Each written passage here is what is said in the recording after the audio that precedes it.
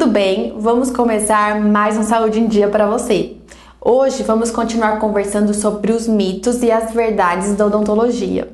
E o primeiro assunto que vamos abordar é que algumas pessoas têm dúvida se existe restrição em realizar algum tipo de tratamento odontológico durante a gravidez.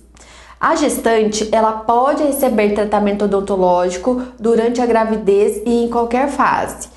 Porém, a melhor época é o segundo trimestre, ou seja, entre o terceiro e o sexto mês de gravidez.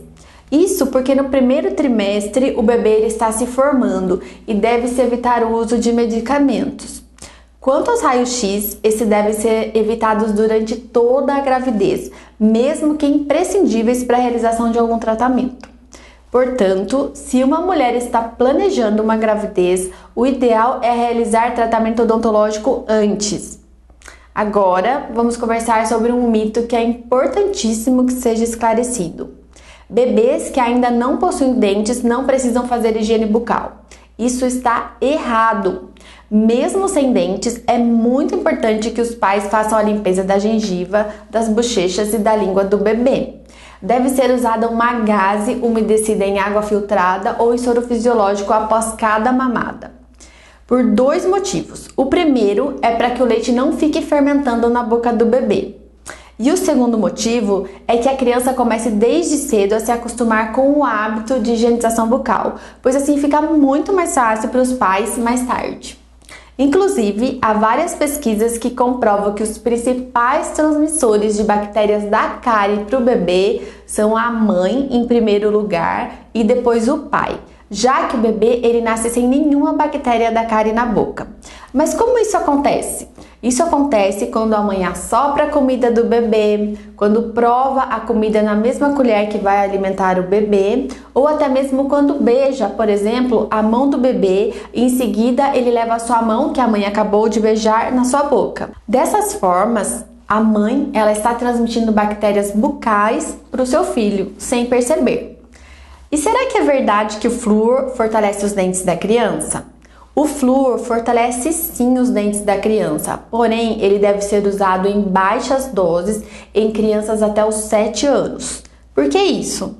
Porque assim, como diz um ditado popular, a diferença entre o remédio e o veneno está na dose. Até os 7 anos, os dentes permanentes da criança, eles estão sendo formados dentro do osso, embaixo dos dentes permanentes, assim como a gente pode ver aqui nesse esquema. E o flúor consumido pela criança, ele vai ajudar a fortalecer esses dentes que estão sendo formados dentro do osso. Porém, quando ingerido em excesso, ele prejudica a formação desses dentes, havendo risco de fluorose, que é uma doença que ela atinge os dentes permanentes, causando manchamentos desses de forma leve, como nesse primeiro paciente que só afetou a ponta dos dentes, moderada, manchando todo o dente, como nesse segundo paciente, ou severa, que atinge todo o dente e as manchas são escurecidas. Isso afetará muito a estética do sorriso do paciente. Então, para crianças até os 7 anos, indicamos pasta dental com metade da quantidade de flúor da pasta do adulto. Isso você vai verificar no rótulo da pasta. Mas fique esperto, pois a maioria das pastas de criança tem a mesma quantidade de flúor da pasta do adulto. São poucas no Brasil que têm a dose de flúor adequada para criança, que é por volta de 500 ppm de flúor. E a chupeta? Será que ela faz mal para a dentição das crianças? O uso prolongado da chupeta pode sim acarretar um problema muito comum, que é a mordida aberta anterior, onde os dentes da frente se projetam e se afastam.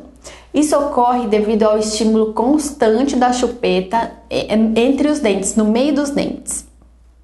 Portanto, é muito importante o acompanhamento de um dentista especialista em pediatria para instruir corretamente os pais da criança. Agora eu vou mostrar para vocês a diferença entre uma criança que usou chupeta e uma que não usou chupeta. Como podemos notar, há inclusive uma deformação do osso. O osso ele também se altera. Nesse caso, o osso subiu e o correto seria o osso permanecer reto. De um modo geral, o ideal é que o hábito do uso de chupeta seja removido até os 5 anos de idade. pois por volta dos 6 inicia-se a troca dos dentes de leite pelos dentes permanentes. Então, se a criança parar de chupar chupeta até essa idade, os dentes permanentes não serão afetados.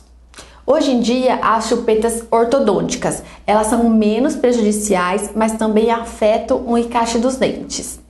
E quanto à inflamação e infecção gengival, elas podem causar doenças cardíacas?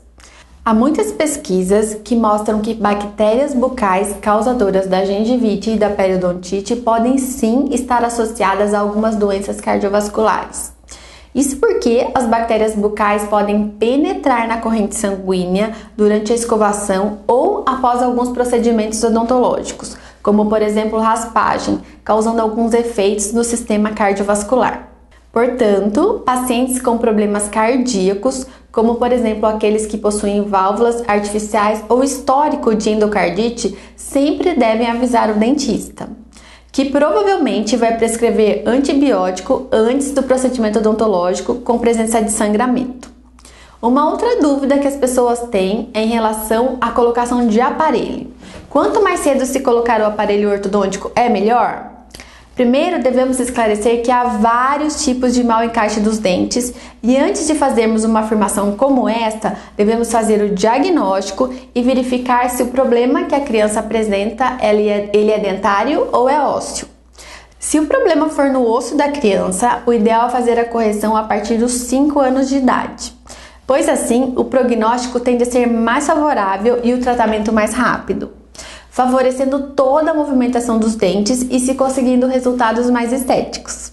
Agora, se o problema for apenas dentário, de modo geral a correção ela deve ser iniciada por volta dos 11 ou 12 anos. A correção dos dentes nessa idade ela é mais rápida e menos dolorida do que a correção de um paciente adulto. Mas, mesmo no paciente adulto, a correção da posição dos dentes ainda é possível, porém pode demorar mais tempo do que se ele fosse adolescente. Hoje esclarecemos mais alguns mitos e verdades da odontologia, mas se você tiver mais alguma dúvida, entre em contato conosco que teremos prazer em te orientar. Nossos telefones são 12 3624 7828 ou 15 3522 1094. Ou também nos envie um e-mail. Nosso e-mail é contato@usnicorreia.com.br. Tchau, tchau. Até o próximo Saúde em Dia.